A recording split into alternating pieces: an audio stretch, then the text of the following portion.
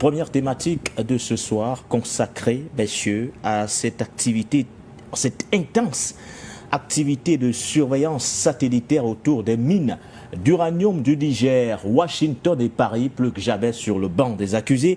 Du coup, ça me pousse logiquement à vous interroger le premier d'ailleurs sur cette question. Tapé Groubera, qu'est-ce qui pourrait, selon vous d'ailleurs, justifier cette frénésie de satellites espions au-dessus, bien sûr, des mines d'uranium du Niger, au regard justement du contexte qui prévaut, le Niger étant engagé dans la redéfinition de ses partenariats stratégiques avec notamment plusieurs puissances. Merci, M. Baudelaire. Je profite pour saluer tous mes frères qui ont été présentés après moi, notamment mon frère Parfendon. Permettez que je m'interroge sur quelque chose parce que je suis quand même étonné, puisque la France et les États-Unis, qui étaient en poste au Niger et qui disposent de tous ces moyens, n'ont pas été capables de voir qu'il y avait des voyous qui venaient pour déstabiliser ce pays depuis combien d'années. Et bizarrement, ils ont aujourd'hui les satellites, les moyens de voir en fait la mine d'Arlit. Vous voyez, c'est quand même inquiétant et c'est étonnant de voir qu'en réalité, les gens sont venus, bien ils étaient là, parce que ce qui les intéressait, c'est les ressources de ce pays. Maintenant, la question qu'on pose, pourquoi la mine d'Arlit? Parce que la mine d'Arlit est en réalité, depuis 1959, exploitée par la France. Maintenant, c'est Orano, c'était à Reva il y a quelques temps. Et logiquement, après l'avènement des autorités militaires qui sont populaires, par la révolution populaire qui a eu lieu au Niger, la France, comme toujours, s'est sentie dans une obligation, je vais dire, de donner des ordres comme elle a l'habitude, pensant qu'elle allait continuer. Et là, elle s'est trouvée en face de ce qu'on appelle, dans le jargon africain, elle a eu des garçons. Les Nigériens ne sont pas laissés faire. Et aujourd'hui, à l'époque, M. Macron a voulu que son ambassadeur demeure et il est parti. Maintenant, en réalité, le prétexte qu'ils veulent prendre, c'est quoi? Le prétexte, ce qui est utilisé, c'est qu'on a peur que l'Iran puisse avoir la bombe atomique. Comme si le fait qu'un autre pays en dehors de eux, les Occidentaux, le fait d'avoir une bombe atomique ou bien même une bombe nucléaire pose problème. Ah, peut-être qu'il y a un problème qui se pose, peut-être qu'il y a quelque chose que j'ai raté. Jusqu'à preuve du contraire, le seul pays qui, à ma foi, je pense que les autres peut-être vont me contredire, qui a lancé une bombe atomique, c'est les États-Unis. Pourtant, l'Iran, Israël, comment on appelle, le Pakistan a la bombe atomique, l'Inde a la bombe atomique. Eux, ces pays-là, qui ne sont pas des Européens, même si ce sont des Européens, ils n'ont jamais eu l'idée de jeter une bombe atomique. Et je ne sais pas pourquoi est-ce qu'on veut empêcher que les autres aient la bombe atomique. On se souvient que déjà en 2002, prétexte avait été utilisé pour attaquer Saddam Hussein et l'Irak. On avait même mentionné qu'à l'époque, que le Niger avait donné son uranium, et c'est ça, M. Colin Powell était venu montrer dans un fuel pour distraire, je ne sais pas qui avait un distraire. Par la suite, on a vu qu'ils se sont eux-mêmes blagués, et ça a été faux, véritablement. Donc, on peut utiliser ce prétexte. En réalité, n'oublions pas, il y a tout un ensemble de prétextes qui est utilisé parce que les Américains, comme les Français, n'ont jamais digéré le fait qu'ils soient partis. Ils cherchent un prétexte pour voir comment on fait la guerre. Parce que n'oubliez pas, la guerre, nous l'avons dit, on ne le dit pas de gaieté de cœur. Je pense que les autres vont le confirmer. Il y a la guerre par proxy, on veut le faire. Vous êtes sans ignorer qu'il n'y a pas longtemps, lorsqu'il y a eu ces gesticulations de M. Patrice Talon, nous avons le bon reportage de notre sœur Nathalie Jean, qui a démontré effectivement que M. Patrice Talon a fait venir des gens pour pouvoir attaquer le Niger. Donc, l'attaque du Niger se trouve au cœur, je veux dire, de l'agenda de ces pays occidentaux. Et à fortiori, ça veut dire que tous les pays de l'AES sont concernés. Parce que ce qui s'y passe, pour eux, c'est une honte, pour eux, c'est une perte d'influence. Donc, il faut tuer, d'après eux, ces révoltes ou bien cette sensibilité qui se développe dans l'œuvre. Donc, c'est d'ailleurs pour ça que vous avez vu, il n'y a pas longtemps, des tentatives d'assassinat du capitaine Traoré au niveau de Burkina Faso. Donc, le Niger est dans l'agenda des États-Unis et de la France. Ce n'est pas seulement ces deux-là, mais de l'Union européenne. Donc, l'objectif, c'est comment faire pour trouver une parade pour pouvoir les attaquer. Donc, on veut prendre un prétexte pour dire qu'effectivement, là-bas, il y a des mouvements. Vous savez que la manipulation, ils sont légitimes. Vous allez voir, on va montrer peut-être des citoyens qui marchent, mais on va les habiller en tenue, on va leur donner une couleur bizarre, et voilà, ce sont les Iraniens qui sont là, qui sont en train de recevoir de l'uranium qu'ils vont prendre pour aller faire des bombes, comme si cela était interdit. Et je pense qu'il ne faille pas comment on appelle ça, avoir peur, et que les autorités du Niger ont dit, s'ils veulent faire un contrat, ils vont le faire en bonne et due forme. Et ce qui est, c'est ce qui va se passer. Sinon, pour moi, ce que je constate, c'est que ici, ces deux pays n'ont jamais digéré ce qui s'est passé par le vaillant peuple du Niger. Et voilà pourquoi ils cherchent un subterfuge pour pouvoir attaquer et agresser et voir comment déstabiliser. C'est la CIA qui a l'œuvre. On sait comment elle procède. Voilà. Alors, pour vous taper Groubera, il est donc clair qu'un scénario irakien n'est pas à exclure, les Occidentaux craignant que le Niger ne fournisse en uranium ses alliés.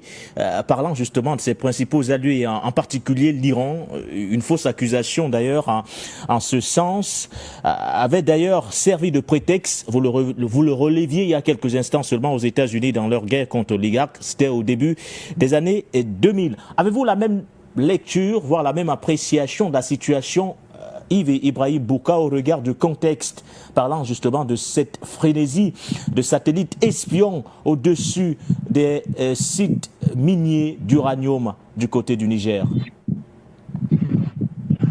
Oui, mon frère Guédé, oui, effectivement, je souscris totalement à cette analyse. C'est juste que moi, je vais beaucoup plus m'apaisantir sur l'aspect médiatique. Même si c'est vrai que c'est souvent le préalable qui précède toute action militaire des Occidentaux quand ils veulent attaquer un pays. Parce que là, il y a un narratif qui va être certainement développé à la suite du montage vidéo allant dans le sens de faire croire effectivement que le Niger, les autorités de transition du Niger sont en train de livrer de l'uranium donc à l'Iran, que les pays occidentaux, effectivement, ont dans leur viseur. Donc, ici, il y a un narratif qui va être développé au niveau médiatique pour diaboliser. Vous savez bien que ces occidentaux, quand ils veulent faire la guerre à un pays, ils vont commencer d'abord par utiliser l'arme médiatique qui va consister à diaboliser donc, les dirigeants de ce pays afin de mieux préparer les esprits. Et ensuite, après ça, maintenant, ils vont montrer, on va dire, entre griffes, le caractère légitime de ce qu'ils veulent faire, donc l'épreuve de force qu'ils veulent entamer avec le pays qui est dans leur viseur. Et ensuite, après ça, ils vont passer à l'étape de sanction. Et après l'étape de sanction, ensuite, ils vont envoyer les avions dans le ciel et des fantassins sur le sol pour attaquer ce pays-là. Donc, c'est souvent ce scénario-là qui est souvent usité par ces puissances occidentales pour attaquer donc, ces pays-là. Et je pense que là, on est dans l'optique, dans cette optique-là, et dans la première phase, donc la phase médiatique. Donc, ce qui est sûr, c'est que ce qui risque de se produire dans les jours et les semaines à venir, c'est qu'on va assister à une campagne de diabolisation médiatique dans les médias mainstream concernant donc le régime de transition en place actuellement à Niamey. C'est du déjà vu, c'est du réchauffé. Nous sommes habitués à ça. Ça a été le cas effectivement avec l'Irak, d'accord. L'Irak de Saddam Hussein au début des années 1990, on a vu effectivement une campagne médiatique qui avait été menée sur la base de fausses accusations accusant donc le président irakien de l'époque, Saddam Hussein, et ce qui s'en est suivi, nous le connaissons tous, d'accord. Donc effectivement, là, il y a cette surveillance-là, elle est purement belliqueuse, parce que les Occidentaux, en tête desquels la France et les États-Unis n'ont jamais digéré le fait d'avoir été chassés, mais vraiment d'une manière assez assez ridicules, d'accord, du Niger, comme des malpropres. Et donc, ils sont prêts à tout pour faire payer cela aux autorités de transition du Niger. Lors de mon dernier passage sur les ondes de votre média, vous m'avez posé la question de savoir si le fait que le Bénin avait finalement accepté de laisser passer donc, le pétrole du Niger via le pipeline effectivement qui transporte ce pétrole-là jusqu'au terminal au niveau du Bénin, était, on va dire,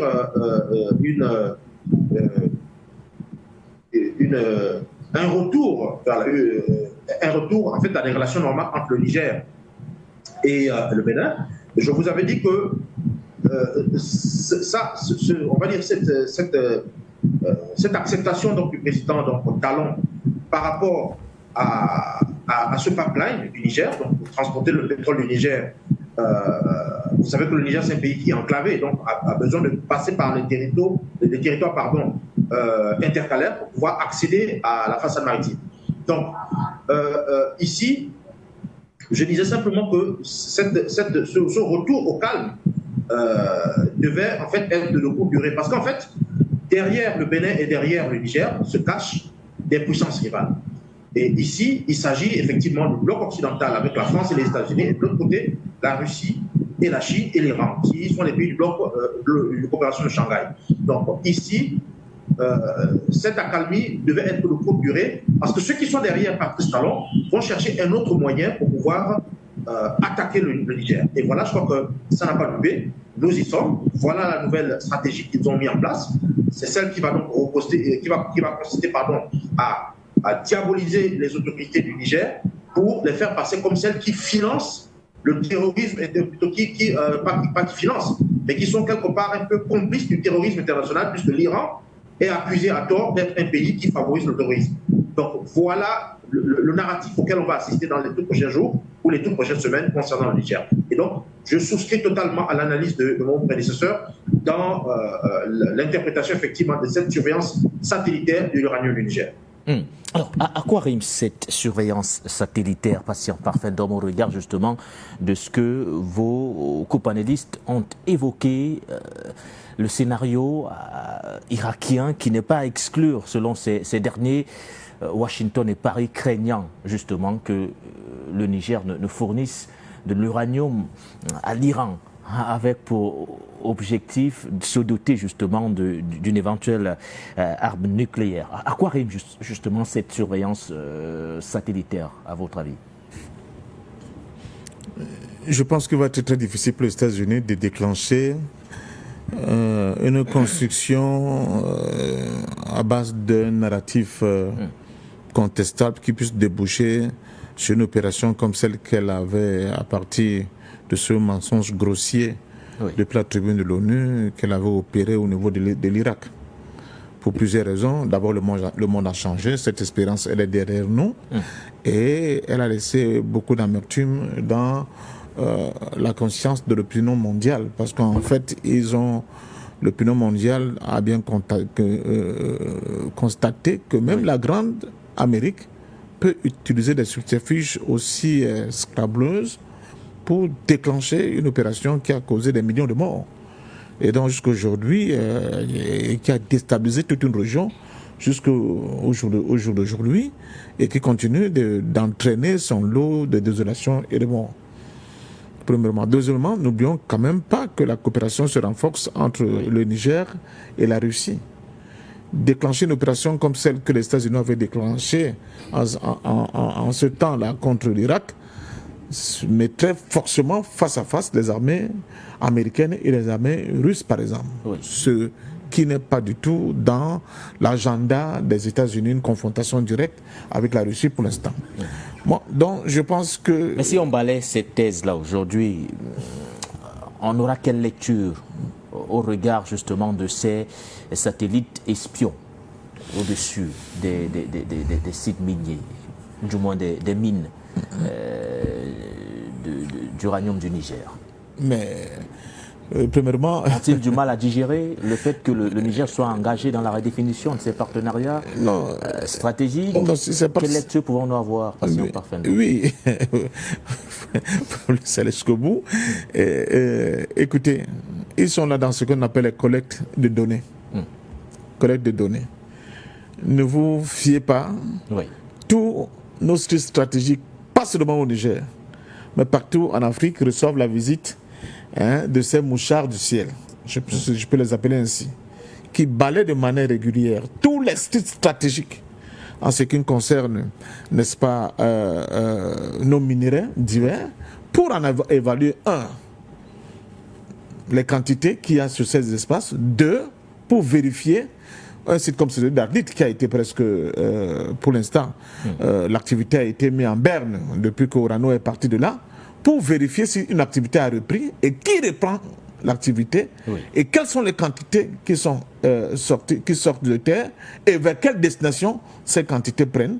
Et en fonction de cela, on peut maintenant procéder à une analyse pour savoir si c'est, par exemple, l'Iran qui est repreneur du site d'Arlit, par exemple, et que elle dégage de ce site-là de quantité d'uranium bien précise, sachant la capacité des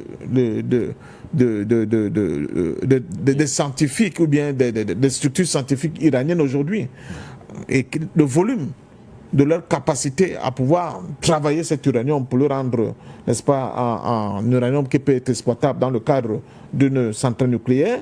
Toutes ces données-là, ils ont besoin de ces données. Ils ont besoin de ces données. C'est nous qui pensons que quand on dort, tout est bon, rien ne se fait. Non. Une stratégie de collecte de données pour mieux se réorganiser, passer en parfum d'or.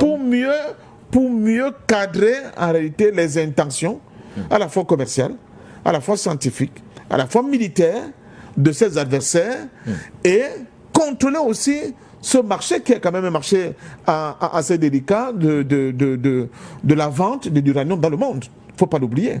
Bon. Et je dis, le tout n'est pas d'avoir l'uranium, il faut avoir des capacités de le travailler pour le transformer en carburant capable d'alimenter, par exemple, une centrale nucléaire militaire. Je ne parle même pas de civil. Donc, les États-Unis qui sont très frileux sur ces questions-là se rendent quand même compte que quand c'est Orano qui exploitait les mines d'Arlit, ils avaient des données qu'ils pouvaient mettre rapidement dans un bloc d'analyse, très rapidement, pour savoir quelles sont les quantités qui sont produites, la teneur, n'est-ce pas, de cet uranium, quelle est la capacité encore de cette mine à cet endroit, combien de temps elle peut être encore exploitée pour bien quadriller, n'est-ce pas, ce vaste marché de l'uranium dans le monde, et ne pas laisser qu'une zone d'exploitation qui ne contrôle pas puisse produire plus tard quelque chose de dommageable pour eux en termes d'uranium qui serait exploité par les tiers. Et on dirait jamais assez, la plupart de ces marchés ont aussi leur marché noir. Ce n'est pas parce que nous n'avons pas le dark web que nous faisons semblant de ne pas le savoir. Ont aussi leur marché noir, et dans ce marché noir-là, même les États sont souvent grugés. Attention, même les États sont souvent grugés parce qu'il y a des ventes parallèles qui se font. Il y a des groupes mafieux qui existent un peu partout, qui commercent avec ces essences qui sont extrêmement importantes dans des domaines très très stratégiques. Donc il faut surveiller tout cela et essayer maintenant de quantifier et de savoir ce que l'État du Niger, avec qui il commerce, comment il commerce, qu'est-ce qu'il a en retour comme gain de cette exploitation, et en quoi il peut être utile, par exemple, demain ou bien après-demain, en fonction de la manne financière qui sera en train d'engranger, ouvertement ou bien underground, à l'AES. Donc, ils sont dans les calculs statistiques assez poussés. C'est ça qui les oblige à faire balader les satellites sur ces sites-là pour être dans une dimension de surveillance quasi permanente pour que rien ne puisse les échapper. Nous, on croit que bon, tout le monde il est beau, tout le monde est gentil, on croise les bras, on regarde le ciel, on dit il n'y a pas de problème. Chaque fois qu'on a un problème, on dit tel vient nous aider, tel. Non, c'est pour ça que quand je vous parle de l'unité politique de notre continent, il y a toutes ces dimensions-là. Il faut que l'Afrique soit capable de se doter, n'est-ce pas, de manière propre de ses propres satellites qui peuvent aussi contrôler les activités des autres États qui ne nous ont pas en odeur de sainteté aujourd'hui, du fait que nous sommes dans une velléité, au moins le moins qu'on puisse dire, de nous affranchir de leur tutelle, il faut aussi que nous ayons des capacités de sonder, d'espionner, n'est-ce pas, ce qu'ils font et ce qu'ils préparent contre nous. Et malheureusement, là, nous sommes face à cette situation qui montre que, bien qu'ils soient partis, ils ont gardé un œil bien précis sur une exploitation très stratégique dans le cadre d'une confrontation qui peut avoir lieu demain avec le reste de ce monde, du monde avec qui ils sont en antagoniste. Donc, à nous de bien dire cette affaire-là. Mais moi, je vois très mal comment les États-Unis pourront déclencher une guerre aujourd'hui ouverte contre, sous le prétexte que l'uranium est livré, l'uranium du Niger est livré à l'Iran. Mais de toute façon, tôt ou tard, le Niger va exploiter ces sites d'Afrique-là. Il va vendre cet uranium pour se faire de l'argent. Donc, il ne reviendra pas aux États-Unis de dire au Niger à qui vendre son uranium. Il y a un marché international de l'uranium et chacun va s'approvisionner là où il pense qu'il peut avoir des rapports qualité-prix qui lui sont quand même qui lui soient avantageux. Il n'y a pas que l'Iran, il y a la Corée du Nord, il y a beaucoup de pays qui viennent faire leur marché sur ce grand marché international et qui sont très contents aujourd'hui de savoir que la France n'a plus la même mise sur ce vaste champ minier de production d'uranium qui est extrêmement important pour justement donner des capacités encore un peu plus affirmées de leur production sur le plan international. Donc nous sommes là, l'Afrique est de plein pied avec cette affaire-là, dans les jeux, les enjeux, n'est-ce pas, des contradictions sur le plan international sans le vouloir. Et c'est pour cela que je dis on ne peut pas continuer à rester comme ça, en spectateur, avec ce qui se passe, en comptant sur les autres pour pouvoir nous protéger. L'Afrique doit rapidement se doter des moyens, des capacités de pouvoir se défendre, aussi au moins au niveau de savoir effectivement ce qui se passe, de sonder ce que les autres pensent de nous et de pouvoir planifier des réponses adéquates à une attaque future contre notre espace. Sinon, une fois de plus, on aura les autres qui connaîtront tout de nous. Et j'ai dit que ce n'est pas seulement le cas du Niger. C'est le cas de tous les pays africains qui ont des sites stratégiques comme celui de l'uranium d'Arlit. Je suis convaincu que c'est le cas pour le Gabon, c'est le cas pour le Cameroun, c'est le cas pour la République centrafricaine, c'est le cas pour le Tchad, pour le Soudan, etc. etc.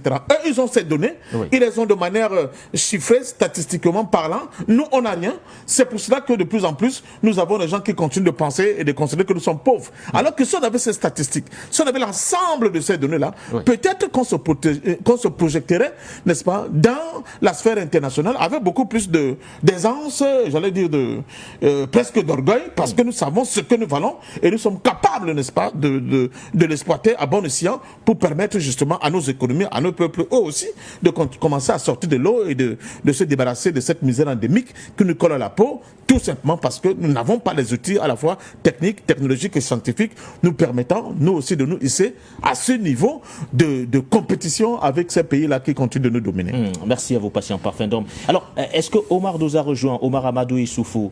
Est-ce que vous êtes là, Omar? Bonsoir à vous. Oui, bonsoir, monsieur Guéné. Je pense que nous aurons l'occasion de le retrouver certainement. Mais alors, Omar, voilà, vous nous avez rejoint, Omar. C'est un plaisir de vous retrouver ce soir. Bonsoir et bienvenue. Bonsoir, monsieur Guéné. Bonsoir au doyen Parfendom. Bonsoir à Yves et à Ibrahim Bouka depuis le Caire. Et bonsoir aussi à l'autre co-panéliste. Et je viens de vous rattraper donc en cours de route. Je m'excuse sincèrement pour le retard. Voilà. Alors Omar, tous les yeux semblent aujourd'hui rivés sur l'activité des gisements d'uranium du Niger, Paris et Washington, plus que jamais, une fois de plus, au banc des accusés, au regard du contexte de votre regard de Nigérien. À quoi rime justement cette frénésie de satellites espions autour de ces sites miniers de votre pays, le Niger? Effectivement, aujourd'hui, le fait de découvrir qu'il y a des satellites dans l'espace qui surveillent les sites de l'uranium du Niger, ça démontre clairement la mission de l'Occident au Sahel. Ça a toujours été comme ça. C'est des espions, surtout les Américains. C'est pour ça qu'ils ont préféré même choisir la région d'Agadez pour s'installer, rien que pour l'uranium, parce qu'aujourd'hui, les gens font croire aux autres qu'ils ne sont rien, que nous sommes des pauvres, nous sommes des misérables, nos ressources ne valent rien. Au temps de Bazoum, il avait dit que maintenant l'uranium n'est plus important. L'uranium ne vaut rien dans ce monde. Donc il va falloir chercher d'autres choses. Il nous a dit ça. Il a dit tout ça aux Nigériens. Mais aujourd'hui, le fait de découvrir que les Américains surveillent de près l'uranium du Niger, cela prouve que l'uranium est en tout cas une matière recherchée et vraiment indispensable à la force aujourd'hui militaire et occidentale et du monde d'ailleurs. Et cela, c'est un défi qui est lancé à la Chine et à la Russie et à l'Iran même, parce que nous avons actuellement des nouveaux partenaires stratégiques.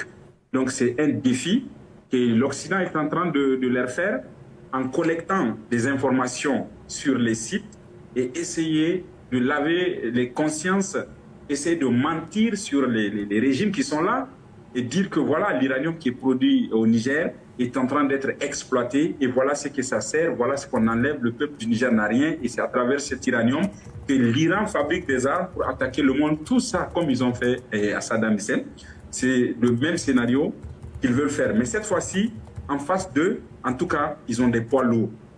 Ils ont des poids lourds parce que l'uranium du Niger aujourd'hui est exploité par la Chine. Bientôt, la Chine va continuer à exploiter l'uranium du Niger en respectant, en tout cas, le code minier et en respectant les intérêts du peuple du Niger et de la République nigérienne. Donc, je pense que les États-Unis, ils ont échoué et la France les appuie parce que la France a cherché par tous les moyens ethniques, les moyens politiques, les moyens religieux, les moyens militaires pour déstabiliser le Sahel. Elle n'a pas pu. Donc, elle est obligée maintenant de se lancer comme elle a toujours l'habitude de le faire dans les désinformations, l'intoxication donc de l'information. Ils vont essayer de filmer quelques sites, ce qu'ils peuvent faire, quelques endroits, ce qu'ils peuvent filmer et essayer de prendre ça comme preuve et le monter contre les gouvernants, en montant les peuples contre les gouvernants pour renverser ces régimes qui ont pris leurs responsabilités, de comprendre qu'il est de leur responsabilité de prendre tout l'engagement nécessaire de protéger les biens et les personnes dans leur pays. Nous demandons la souveraineté et l'intégrité. Et nous ne voulons pas aujourd'hui que les gens pensent que nous, au Niger, jusqu'aujourd'hui, on va rester croiser les bras et appeler la Chine ou la Russie venir exploiter notre uranium parce que ce sont nos partenaires. Non, c'est sur des principes que nous sommes en train de faire cela. Et les États-Unis n'ont aucun droit pour venir sillonner ou bien espionner sur le territoire du Niger. Je pense que la Russie et la Chine doivent faire preuve de responsabilité et de capacité à défier ces forces du mal qui ont passé plus de 100 ans sur nos territoires en train de nous tuer, donner des informations aux terroristes, lancer partout des bombes, des mines pour tuer nos populations. Aujourd'hui, ils sont en train de se démasquer. Si nos armées n'arrivent pas à combattre le banditisme, c'est parce qu'ils ont un satellite. Alors, est-ce que nous, le Niger, on n'a pas le droit aujourd'hui d'abattre ces satellites? Est-ce que nous n'avons pas les capacités? Nous pouvons dire que nous aujourd'hui, avec les partenaires que nous avons comme la Russie et la Chine, je peux dire que le Niger peut être un pays bien sécurisé, protégé. Parce que la collaboration avec la France et les États-Unis, qui aujourd'hui est en train de disparaître entre nous, c'est l'irresponsabilité de l'Occident. Et je pense que la Russie, la Chine et l'Iran sont nos partenaires. Nous allons travailler en respect, au même pied d'égalité, et que chacun puisse, en tout cas, faire preuve de responsabilité de sa part. Parce que si les États-Unis peuvent, en tout cas, espionner toujours, c'est qu'ils vont toujours faire en sorte de déstabiliser cette coopération. Et les gens, aujourd'hui, veulent le concret. Donc, ce que j'aimerais dire ici aux gens, et les États-Unis sont les espions de ce monde. Ils utilisent toujours ces genres de pratiques, ces genres de manœuvres pour pouvoir déstabiliser et terroriser les peuples. Voilà pourquoi les gens ont peur d'eux. Ils ont des informations qu'ils peuvent manipuler. Et cette fois-ci, nous devons être plus attentifs et en tout cas très vigilants, surtout avec nos partenaires, de travailler en collaboration et faire en sorte que ces genres de personnes ne puissent pas avoir accès sur nos territoires. Notre uranium, si nous voulons, nous allons vendre notre uranium à la Corée du Nord. Nous avons le droit de vendre à qui on veut. Donc il faut que les autorités du Niger réfléchissent et s'unissent, comprendre que c'est maintenant que cette coopération entre la Russie, la Chine et l'Iran vont démontrer leur preuve de partenariat sur notre sol, en sécurisant nos territoires et l'espace aérien, c'est très important. Voilà ce que j'aimerais dire pour cette première partie. Merci. Merci à vous pour ce point.